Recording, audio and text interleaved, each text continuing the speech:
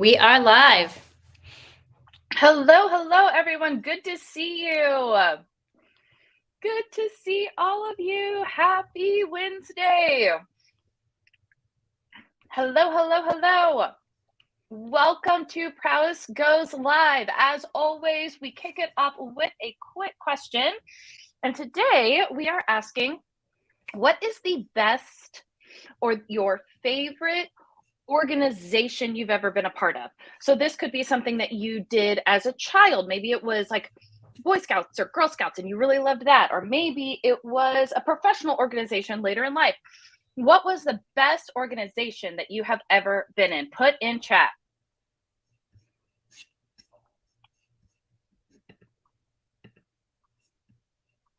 Put in chat. Happy hump day. Happy Wednesday. Yes, I'm loving all of this. What is your favorite organization you've ever been a part of? One that our school's education foundation. I bet that is amazing.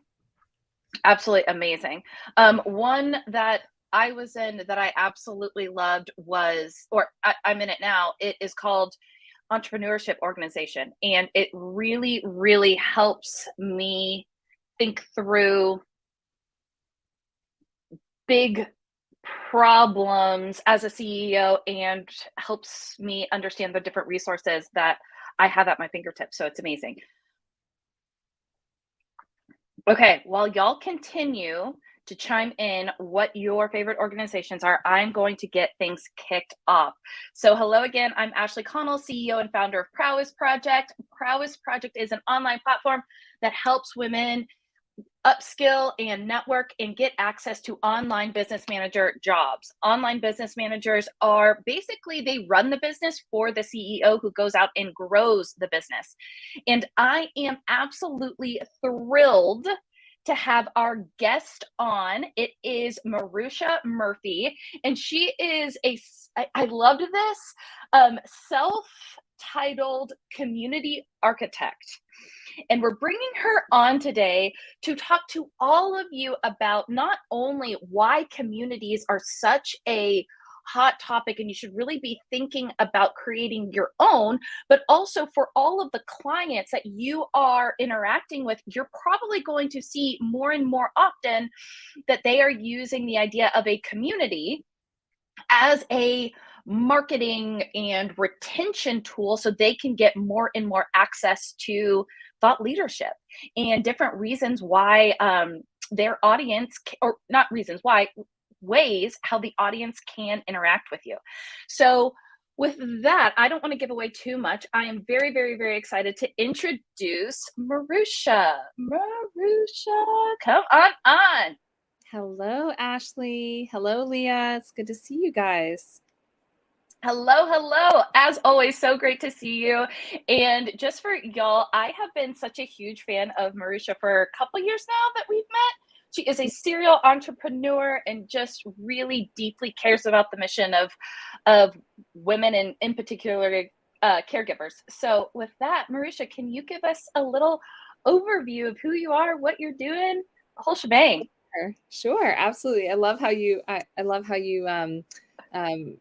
it shared that, it's a self-titled community architect. Really, when people ask me all the time, like, what the heck is it that you do? I'm like, that's a good question. And really, I have this really interesting way in which over the last 23 years have built my body of work. There's not very many people that do what I do.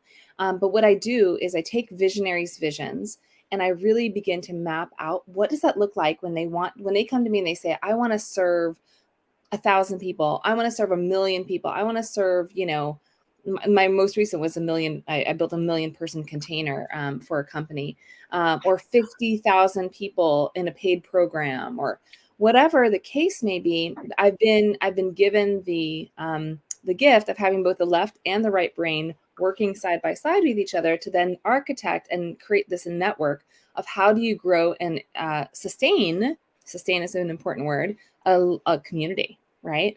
And so over the 23 years, I've been doing that. and really have had this a lot of fun in figuring out how do we do it from a place of play and love, that the visionary feels so aligned in that they want to continue to create community from that place.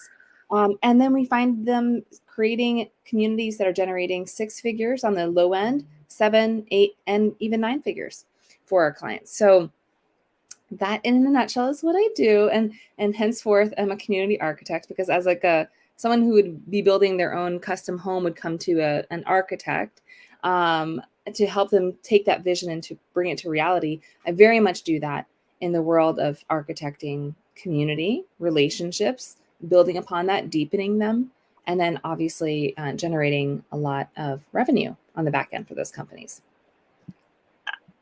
I could take this in so many different places. As always, everyone who's in the audience, put into chat if there's any questions that you have. But I absolutely love that you said that you have the gift of the right and the left brain. And so I'm extremely grateful that you're on this call today, because a lot of the women who we have on here feel similar. They have definitely the left brain, which it enables them to be killer OBMs, but then also the right brain, because they're starting their own businesses and really the visionary of where they want to go. So fantastic. Oh, I'm so excited. So before we dive into just specific OBM questions, I feel like community has been, or building a community or a container has been, this buzzword over the past couple of years. Can you describe for this audience of women who are building their OBM career, why a visionary would want to build a community, and what are some of the upsides there? Great question. Are you okay if I take that question and break it down into 2 parts? Are you good with that? Yes, absolutely. Okay, great. And the reason for that is because I think a lot of times when we hear the word community, because it has been such a buzzword, there's a lot of confusion and gray area around what community actually means. So I think it's really important to be on the same in the same conversation, in the same room, when we dive into the conversation of community and why a CEO or a visionary would want a community in the first place, and when it's appropriate, you know. So the 2 definitions I want us to get really clear on are the definitions around community and the term audience and the word audience. And what are the similarities? What are the differences? So let's go first with audience, because I think it is pretty clear what it is once I say what it is. And really an audience is you imagine like the visionary or the expert or the person that's on top of the stage, or that's being featured on YouTube, Instagram, it could be TikTok, LinkedIn, wherever, is sharing a message one directionally, right? Unidirectionally. So like it's me right now speaking to you about a specific topic. That is building audience, right? That has the intention of building audience, to have the objective be that people in the audience are having light bulbs going off in their brain. They're like, oh my gosh, it's so interesting. Had no idea.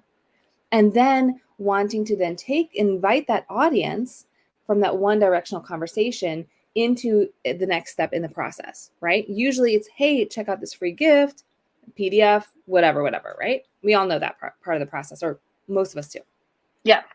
But that's the idea of an audience. Our objective there is to have those light bulb moments going off. A community on the opposite side, or not opposite, but on a different side of the conversation, is really much more about not so much the expert, the visionary, the leader, the product seller being like one directional giving content. It's really about now the people in the room around a specific topic of interest having a multi-directional conversation. So for example, let's imagine like instead of me just speaking at everybody right now, right, on this show, we are in a room together and Ashley asks me interrupts me and asks me a question. And then Jessica is like, oh my gosh, oh, that made me think about. And then someone goes, oh, Jessica, did you remember when so-and-so said this, right? Now the conversation becomes alive. It gets deeper. It grows deeper, has roots. We're now building not just aha moments and light bulb moments. We're actually building relationship with one another. We're really building connection. We're building trust. We're building likability potentially, hopefully, like the people that we're in the community with. And we're enhancing our knowledge of what's being said within that specific group, or that for that interest, whatever the interest is. See? So now that you have a little bit of a different container, there's now the objective really for community in a business is it has a little bit different energy than just having light bulb moments going off. Obviously, we need those light bulb moments to go off. That's how we grow our audience and grow the people and invite them into the community. But the community is really there intentionally to deepen relationship, to deepen awareness and knowledge of a specific topic, and then really then to create potential investments into themselves, further investment into themselves. And that could be in a form of joining a program that goes deeper. It could be in the form of being engaged in the conversation, investing with their time, right? Mhm. So that's really what we're in wanting to really build with community itself. And the truth of the matter is, oftentimes we're seeing people, wanting to actually build audience and Yeah. say that it's a community, right? And then they try to figure out like, oh my gosh, the community's not working. People aren't talking, but it's literally like saying like, hey, everybody just join my Facebook group. And then everyone's just sitting there looking at each other like, as if we were like at a party in real life, right? In real life, in-person party. And we're all just like told, hey, go to this house. That's where the party's at. And everyone's just like looking around like, what's going on, everyone? How you doing? Weird. So awkward. Yeah. There's So often awkward. a good party has a good intention. It has a reason for coming together. There's a reason for the gathering, and really then to potentially, hopefully, deepen the experience that's had because, and the people and the relationships that are had because of that community gathering, right? So that's Oh my gosh, y'all, OBMs in the audience. I mean, what Maruxa just gave you is like gold when going to your clients and explaining the difference. Like mm, that, speaking of light bulbs going off, mine was like, oh, duh, duh, duh, duh. Like completely different reasons why you would have a community versus an audience yeah, situation, different business goals, different like care and feeding. Oh my gosh, that is, yes, yes. yes. And so therefore, Ashley, when you see you have a visionary or CEO and they're coming to you like, I want community, first and foremost thing you want to do is you want to help them define what is your core intention, right? Yeah. What is your core intention? Now, for many, when they do talk about community in the way in which I talk about community, then get excited. At least I do. Because Yeah. because obviously we know a lot about, there's a lot of really great programs, products, trainings, people to do the social media side to grow audience and like the speaking, speak to sell, like, people there like teaching people how to do that stuff. But when it comes to community, it gets a little bit more hairy because that means, guess what? We actually have to get to know the people. We want to deepen relationships, it's not just transactional anymore. So the first thing I always like to pay attention to when we think about community, specifically from your perspective as an OBM, is to think about like, are we ready to hold the space for the heartbeats in the room? Are we ready to hold the space for the heartbeats in the room? What do I mean by that? I think so Yeah. often when we go into business, we forget that people are people. And every single number that we add into our list, every single person we add into our Facebook group or into our whatever, wherever the community is an actual heartbeat. And so that means we gotta like hold the space for treating people really well and beautifully. And so I Wow. always like to invite OBMs to really ask the question, are we ready to hold space for people to be transformed? Are we really ready for that? Or are we just holding a space for people to just pass through and then get to the next thing? Because if that's going to be the case, then we're going to, people feel that energy. I think we as consumers, we're demanding now. We have a demand on our time and a demand on our resources to be seen, what I call the sacred four, by the way, seen, safe, heard, honored, and respected. Right? We I want to be seen by the people that we choose to spend our dollars with. So absolutely. yeah. So really spend time and pay attention to that. Are we ready to go there? And then when you are, man, Yeah. the return is infinite. I mean, I can go story after story after story of communities that I've designed over 200 communities in these 23 years, and story after story after story about how the relationships that are built through the communities have not just supported the initial company's goals, but have now supported the lives and created massive transformation in a ripple effect experience that has ultimately supported the company and the brand experience that they're giving because of the way in which they built it, right? So that's so much good stuff there. I mean, so much. So, and I don't want you give anyone away any of your secret sauce, but when you say hold space for the heartbeats, what is that? How do you tactically make that shift? Like what does it look like if I'm an OBM and my CEO is like, yep, I'm all in, let's build out this community. Yep, heartbeats, love those heartbeats, let's make it happen. Yes.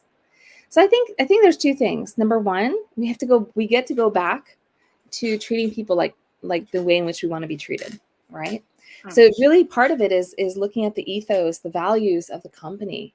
Are we ready to treat people like the way in which we would wish to be treated if we were in their shoes, right? So tactically, it's not necessarily something you could put on a checklist, but it is how the culture of the company is being designed. Are we as a company ready to have customer support, hold people where they're at? Are we as a company ready to, from visionary and here into my role as an OBM, be able to hold and love people when they come to me and they're feeling frustrated, or they come to me with a really beautiful idea? How would I want to be treated if I had that beautiful idea or that weird idea even, like, what if, someone comes to me and they're like, oh, I have this idea. We need to add elephants to every one of our meetings. How do you hold that? Right. So, but really it is like stepping back and saying, how would I want to be treated if this was my idea? Right. So tactically really putting ourselves back into the leadership role, that it's not necessarily just about the checklist, and remember the humanness in the room. The second piece to it is adding pieces in the process into our sequences, where people can feel the values of the company. So instead of just writing, let's say, an onboarding welcome email, right? Or having one written and it's like very basic, like, hey, welcome to so-and-so's program. Here's the login. Here's the password. Okay, have a good day. We'll see you on the inside. It's really giving some time and love to it, saying, okay, well, what are the core values of us as a brand? And who is it that we want to be reaching?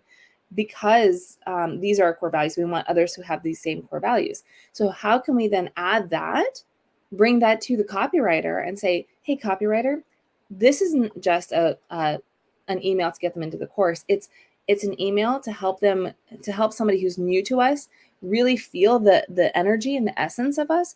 And here are our core values. So really getting, stacking in what matters to be able to evoke the emotions and evoke the experience that you want the person that's receiving it, the person in the community, to have.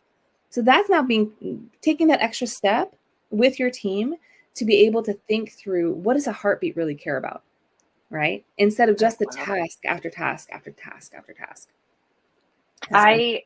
That was such a good explanation. I absolutely understand the difference in like audience, I need them to convert, versus community, I need them to interact and feel and all of those things. And so, quick question about that. Oftentimes the communities that I'm in, it's usually a handful of people interacting. How do you encourage the lurkers to feel comfortable sharing how they're feeling or bouncing ideas off of? Do you have any tips for that? Yeah, that's a great question. So first and foremost, you always want to recognize that lurkers just exist in nature. Yes. Just like ants and lizards exist in nature, right? Yes. I love that. So lurkers will exist always. That being said, my vision for every community that I design is that we have at least 50% engagement. 50%. Wow. The standard for most community architects is 30%. I've heard 20. 20, so 50 is amazing. 20 to 30, which is, to me, it's ridiculous, because the truth is, it's possible But again, when we put the heartbeats first, we're not just in the monotony of doing the tasks. We're actually thinking about, oh, let's see, James recently said something about da da da da da, let's connect him and let's tag him back into this post, right? Get him Oh, that's engaged good. into this new post that's happening, because there might be a similarity there. Or let's say you have somebody that, and in that case, I'm thinking of like James having been active at one point. You're not seeing him as active anymore. You want to really reconnect him back in. You're helping him feel seen in the group. So again, I'm going to do my sacred 4 real quick. Safe, seen, heard, honored, and respected. And we can always dive in further into what each of those are if you are interested. But in helping James in that moment feel seen, we tag him in to that group. Now, let's say we've had, Jane. Jane has been lurking in the background since day one, right? One of the things you can do, you can put into your processes is to ask her, consistently, have her on we could put her in a process where on day one, and everyone on day one should get an email or a message in the DM or in the group saying something to the effect of like, hey, we are so happy you're here. I'm so happy you're here. I just want to personally get to know you better because and then this is great for like a community manager to do. Right. Perfect. Yeah. And then, start to build a relationship. Let's say Jane doesn't want to follow up or connect even further. You're now inviting them into different types of conversations. Hey, Jane, hey, just want to let you know, I'm not sure, we haven't gotten to know each other very well yet. You're calling it out, right? That we see you, even though you're lurking. We haven't had a chance to really connect much yet, but you might be interested in this upcoming webinar, or, we haven't had a chance to connect with you yet, but, I recently saw this post by another member named James. Thought it was interesting. I'm going to tag you in that and see what your thoughts are, right? So now we're giving them an opportunity. It's like that person, again, think of it as if we're like at a party together in real life, and you have that person kind of standing by the wall, not sure what to do. What would you do to support them, right? So somebody who loves to throw parties, what I would do would be like, I'd go over to Jane and say, Jane, how are you today? It's so nice that you came. Tell me a little bit more about, what brought you here today, right? So now we're really we're wanting to build that relationship with her, and then inviting her in to wherever it feels the most aligned into conversation. For the lurkers, my process with our community we call them community activators, our community activator team, is that we have them tracking each of our members in any of our communities all the time. So we know if Jane hasn't really been engaged in a certain amount of time, that we will be able to follow up with her and say, hey, hey, Jane, how you doing? And so she's on that rotation alongside everybody else that may or may not have been engaging. Wow. I love how intentional this is, but also like systematic, and just you nailed it when you said that you're thinking about every heartbeat, like just based on what you described, you eat your own dog food. Like I really, really love that. So I think we have you for 45 minutes. If you're still good, I am going to continue. Typically we wrap things up here right at 1:30 Central, but I have a couple more questions. Okay, so incredibly helpful, all about what a community is, how to encourage, why it's important, what it's used for, all of those different things. So obviously you speak to a lot of visionaries, and you yourself, like you said, are a half visionary.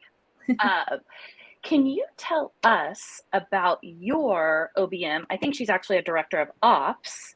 Yes. But can you tell us about that experience and hiring her, what you needed from her, what you love from her, and how she's really moved the needle in your business? Sure, absolutely. Yeah, Jenny is she's everything. So I thought I was very, left-brained until I met Jenny, and then I realized I'm actually way more visionary. I've just learned how to do both and because of my role in community design, and architecting them. But she'll take my vision for even our own, obviously our own company, and do two things really well. Number one, she helps me think through what are the roles that are needed to get this experience, this initiative that we have going done, right? And she's been with me for 6 years, so she knows me left and right and center. So when, let's say right now we're about to launch a podcast, so in that, right, she's helping me make sure that we have everything in place, from the team to the times on my calendar to make sure that I can actually record the podcasts, to all of the systems that need to be in place to get a successful podcast up and running and launched. All of those things are under her wing. She also has really been right by my side from the beginning, right? So from the beginning of this consulting firm, the way it's set up at this point. So she's helped me build out all of my processes and my systems to grow the company. So I'm able to now step in as the visionary and say, oh my gosh, okay, here's what I want. Here's how I can imagine holding the space for the heartbeats in our communities, right? And then she's like, okay. And then she'll help really design out that process and that system, bring on the copywriters, bring on the marketing strategy when we need, she helps with some marketing strategy, but then our marketing team to actually implement it. And she is my right hand. I love Jenny so much. So much. Oh, I love that. Oh, so great. I don't know if you saw in the chat, but we already have people who want to be on your wait list for your podcast launch. Yeah. So get ready, sister. Yeah. I'm going to be a weekly listener myself. I just love all of this. Oh, it's so great. So great. So can you tell us a little bit more about the intangible skills or traits that, Ginny, correct? Ginny? Yes, Jenny. That Ginny has. And what are some things that you're just like, oh my gosh, how did she know? This is amazing. Can you give some examples for us from there? That's a great question. Intangible things. So obviously I think a lot of things can be trained, right? She can learn how to do systems. She can learn how to build out processes. I think the two things that I have really appreciated about her is actually holding space to listen, right? Listening is critical. I think it's an intangible that I think often there's a lot of us, including me, who are self-proclaimed know-it-alls. And I know, right? So annoying, but I just do it. No, I'm just kidding. But but the truth is, like, it's easy, especially when you know your thing, to like forget to listen. So I've found that her gift in listening and really holding space for me to just be like, blah, is so helpful, because then I can unleash my vision. And then she then goes back in after having listened well to me, and then is able to craft something that based on what she thinks she heard, or asks me more clarifying questions, ask clarifying questions to help her get really grounded into my vision. And then is able to come back to me with okay, well, here's what I'm seeing. And then like visually lay it out for me so I can really ground in with her. Right. So I'm seeing that is a skill set that has been invaluable. I think the other one is open and eager to see it from a different perspective. So I think you probably, if you're an OBM, you probably have a visionary who wants to try it their way and not just always the way that it's always done. It's me. And so I love zigging when everyone else is zagging. So if you have a visionary like that, recognize that one of the skill sets, or one of the intangibles that's so powerful and important, is the ability to be present with that, and to be flexible enough to see another perspective or another way, and also to push back, by the way, not just to like take it and be like, oh, that's what she wants this time, or whatever, but to say, you know what, we've actually, you have a Jenny does this to me a lot. I'm like, I have this amazing idea. And then she'll say, so we tried that about 6 months ago. And let me remind you of the results. She says it was slow. Let me remind you of those results. I love that. Poor Leah is just like shaking her head, being like, oh my God, yes. Like, oh, this is so Ashley right now. I am so guilty if I get like a tad bit of negative feedback. I want to blow up everything and like redesign everything based on one itsy bitsy bit of feedback. And she's like, okay, let's take a beat. Let's just, whoa. So, yes, Right. I completely get what you're saying. Yeah. So, y'all, this is last call for questions. One of my last questions is, obviously you speak to so many visionaries. Yeah. Are you finding that they need this role of an OBM if they don't have one? Yeah. And if they don't have one, how are they cobbling that together, or are they not? Ooh, that is such a good question. So the quick answer is absolutely they need an OBM. Absolutely. I think there's a phase when you go from being a solo entrepreneur to then wanting to expand. Maybe you hit, it's typically around the 100 to 200,000 where people are like, oh shoot, there's no way I can do this, right? Yep. Um, if they are the type of people that want to expand their companies and want to grow and make more impact in the world with more clients, then absolutely they need somebody to hold that space for them. For those that choose not to, I see them in this flailing pool constantly, just constantly in the flail. I have a dear friend, and I'm not going to say names, but she's that one of those people, and I'm like, if you just brought on team, and she says this is the year for team. She never ends up doing it. It's her thing. It's whatever. It's her thing. Yeah. But the point is that I keep seeing her consistently flailing with trying to manage it all because she's afraid of team. I think the best thing I'll say here is really, when you see that you might have an opportunity for a client that's like that, maybe take another steps, like maybe just check it out a little bit more. Do a trial run because there's some people, or, because there's a lot of folks out there that want it, but they're scared to take that leap. Go where the leap is already taken, is my point.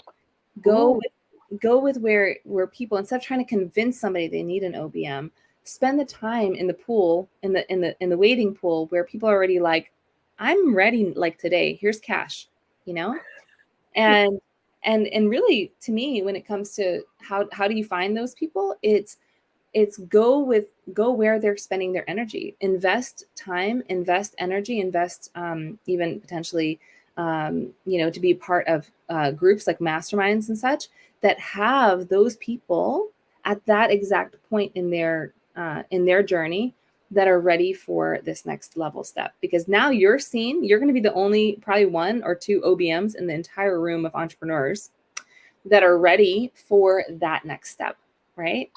And now guess how you grow your business? You grow your business with your peers because you're in that same room with them. So highly suggest that. Yes, I love that. I made the mistake for a very long time to try and convince people to employers who needed our talent, trying to convince them. And you're exactly right. The energy was completely off. Like my confidence was shot, and I had to rewire myself and my confidence in the way I came across and my offer and get super, super clear on who I was going after. And that took a lot of time. So it's almost like start that at the beginning, figure that out first. So you're not creating all these bad habits or putting yourself out there in this terrible energy.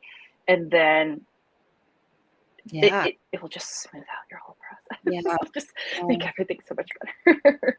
Yeah, I mean, it's even oftentimes like women's groups or networking groups locally, right? So don't think it has to be like a mastermind where you're spending $50,000 or $15,000, $10,000 on. It could be, but it also could be down the street from you at the local National Association of Women Business Owners, right? Oh, that's a great idea. You know what I'm saying? Because those are business owners. They're thinking, and you're a business owner, so you can go to those too. But there's very few that have the skill set that you have. They're oftentimes the coach or the stylist or the so and so and so. You know what I mean? So like they're the ones that would need the support that you can offer them, and they're already willing to go out there and start to drum up their own business. So that's a really good place of creating those connections. But really also before that, set yourself up with like, who is your favorite type of person to work with? And then really go in and find those groups. So don't just go into, uh, like a local event, like I just said, without having said, oh my gosh, that sounds really fun. If you can't say it's really fun, then don't do it because it's going to feel like work. Oh, I love that. That's such a good gut check too. I've also made the mistake of trying to go to all of the networking events. Exactly. Right. Yeah. And that's the thing. It's like, if it's not really fun, then there's another place that will be more fun for you to go. So go and just spend those energy and deepen your own relationships within those communities to then generate and drum up the business from them. Oh, I love it. Oh my gosh, you have just been incredible. Thank you, thank you, thank you. Where can our audience find you? Get on this wait list. I don't even know if you have a wait list, but apparently you do now. Like,